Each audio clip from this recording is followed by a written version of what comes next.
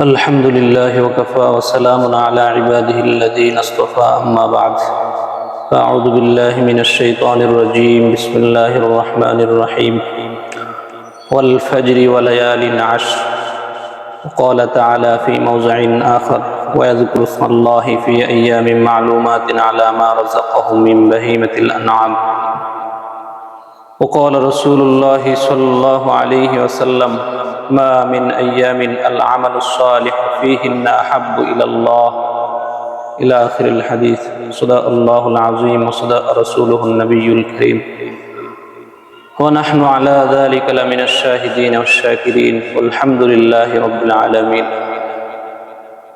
সম্মানিত উপস্থিতি, রমজানের পর সবচেয়ে গুরুত্বপূর্ণ আমলের মৌসুম হইল জিলহজ মাসের প্রথম দশক। হাদিসের মধ্যে এবং কোরআনের মধ্যে এর গুরুত্ব অনেক বেশি। যেরকম আল্লাহ তাআলা কোরআনে কারীমের সূরা ফজরের মধ্যে জিলহজ মাসের প্রথম দশকের কসমকে বলেছেন ওয়াল ফাজরি ওয়া লায়ালিন আশর। তো আমরা জানি কোরআনে কারীমের মধ্যে আল্লাহ তাআলা কোনো কিছুর কসম খান এই জন্য, এটার গুরুত্ব বোঝানোর জন্য। তো আল্লাহ তাআলা এই 10 দিনের এবং 10 রাত্রের কসম খেয়েছেন গুরুত্ব বোঝানোর জন্য। এর দ্বারাই বোঝা যায় যে এই প্রথম 10 রজনী খুবই গুরুত্বপূর্ণ।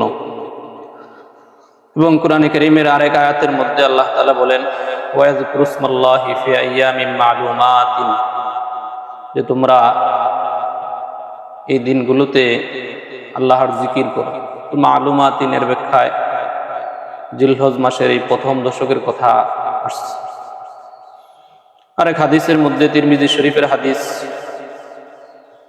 আল্লাহ রাসূল সাল্লাল্লাহু আলাইহি ওয়াসাল্লাম বলেন মা মিন আইয়ামিন আল আমালুস সালিহু ফীহিন্না আহাব্বু ইলাল্লাহ, যে এই 10 দিনের মধ্যে সবচেয়ে গুরুত্বপূর্ণ হলো আমল করা। এক সাহাবী আল্লাহ রাসূলকে জিজ্ঞাসা করছেন যে আল্লাহর রাসূল, এই 10 দিন জিহাদের চাইতেও কি গুরুত্বপূর্ণ আমল করা? আল্লাহর রাসূল বললেন হ্যাঁ, যে জিহাদের চাইতে আরো গুরুত্বপূর্ণ হলো এই 10 দিন আমল করা। তবে ওই মুজাহিদ ব্যতীত, যে মুজাহিদ নিজের জান মাল নিয়ে যুদ্ধের ময়দানে গিয়েছে আর ফিরে আসে, ওই ব্যক্তি ব্যতীত জিহাদের চাইতে আরো গুরুত্বপূর্ণ হলো এই 10 দিন আমল করা। কিন্তু দুঃখ এবং পরিতাপের বিষয় হলো যে আমরা এই 10 দিনকে গুরুত্ব দেই না। কুরবানির পশু কিনা, হাট বাজারে ঘোরা, এর পিছনে আমরা সময় নষ্ট করি। অনেক সময় দেখা যায় যে কুরবানির পশু কিনতে গিয়ে নামাজও নষ্ট হয়ে যায়। এই জন্য এই কথাগুলো এই জন্য বলা, যাতে করে এই জিলহজ মাসের প্রথম দশক এর গুরুত্ব দেই এবং আমল করি। এই জন্য হাদিসের মধ্যে অনেক আমলের কথা আসছে। এর মধ্যে একটা আমল হলো যে এই 10 দিন সমস্ত আমলগুলা, যেমন নামাজ এবং অন্যান্য আমল, খুব গুরুত্ব সহকারে আমল করা। এটা হলো 1 নম্বর করণীয়।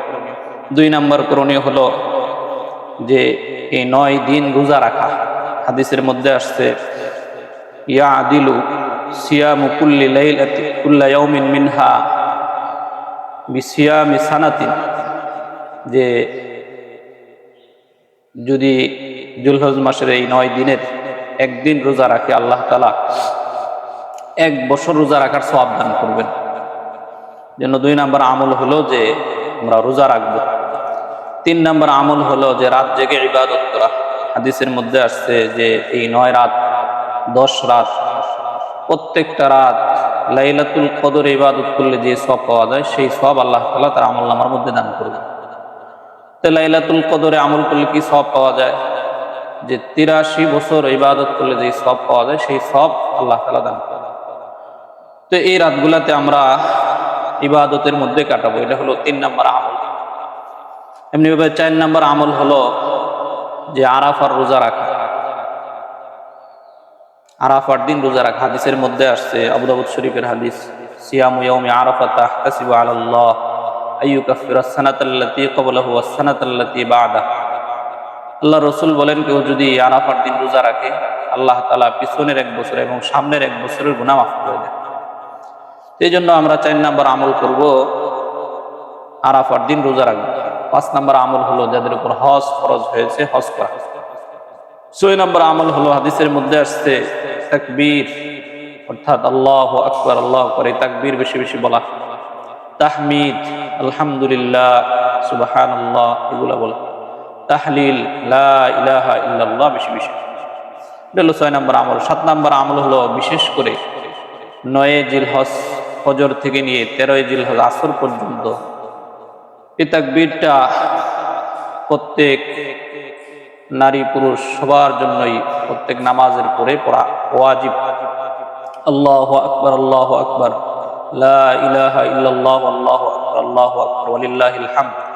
এই তাকবীরটা 9 জিলহজ ফজর থেকে নিয়ে 13 জিলহজ আসর পর্যন্ত এই তাকবীরটা বলা আবশ্যক, ওয়াজিব।